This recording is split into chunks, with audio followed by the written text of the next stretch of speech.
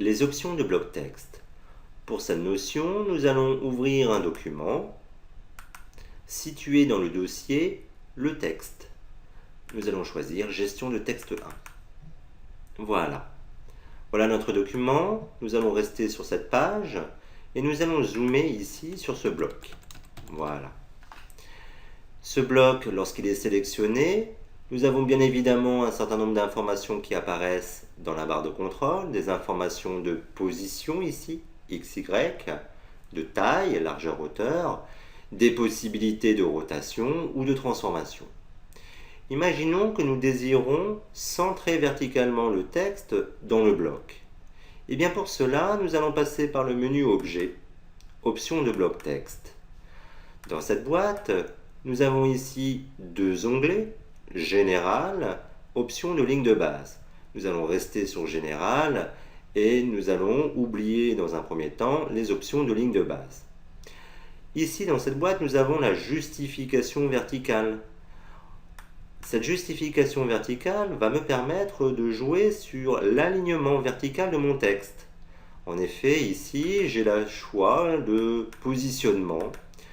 Je peux choisir de positionner mon texte au centre, ou en bas, ou en haut, ou même le justifier verticalement. Je vais choisir de le centrer. Avant de valider mon opération, je constate ici que le texte est collé aux blocs qui sont ici. Le texte est calé sur le bloc, sur le bord gauche de mon bloc ici. Je vais donc créer un décalage. Et bien pour cela, je vais utiliser les marges à l'intérieur du bloc. Alors je compte mettre uniquement une marge à gauche, donc je fais attention ici de ne pas avoir cette icône d'active. Je vais choisir donc une marge à gauche de 2 mm. Voilà.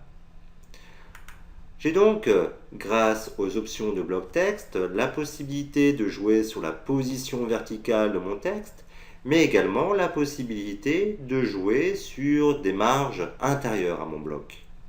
Je vais à présent double-cliquer ici sur l'outil main pour un ajustement écran. Nous allons ici sélectionner ce bloc. Sur ce bloc, nous allons appliquer des arrondis.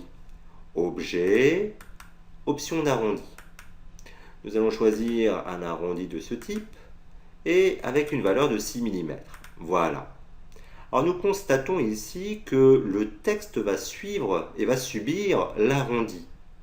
Pour éviter cela, nous allons appliquer des marges intérieures au bloc. Donc nous allons retourner dans Objet, Options de bloc texte. Nous avons ici uniquement la possibilité de définir une marge tournante. La valeur à saisir ici doit être la même que le rayon de notre arrondi. Je tape donc 6, je valide. Voilà, je contrôle donc parfaitement mon texte. Mon texte est équilibré ici. Je vais annuler ces deux opérations par des CTRL-Z. Voilà.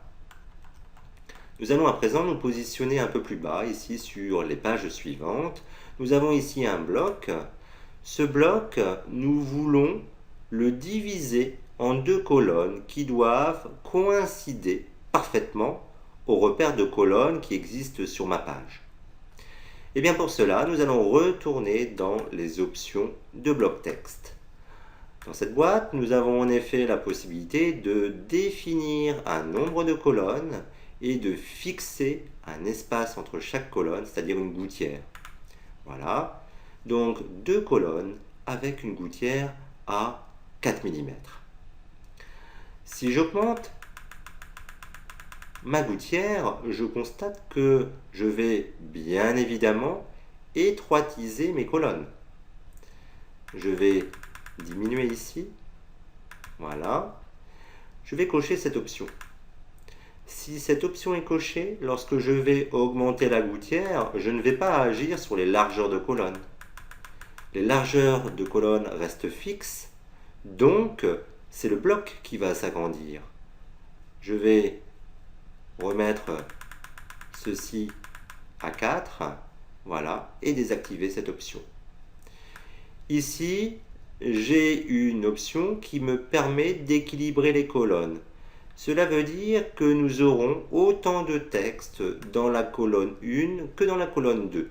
Ici, cette option a peu d'intérêt. Je valide. Voilà. Je vais appliquer cette même opération au bloc situé ici. Je vais diviser ce bloc en 2 colonnes. Voilà. Avec une gouttière à 4 mm. Et une dernière fois ici, toujours option de bloc texte, 2 colonnes, 4 mm de gouttière. Je valide. Une dernière opération ici. Voilà. Voilà.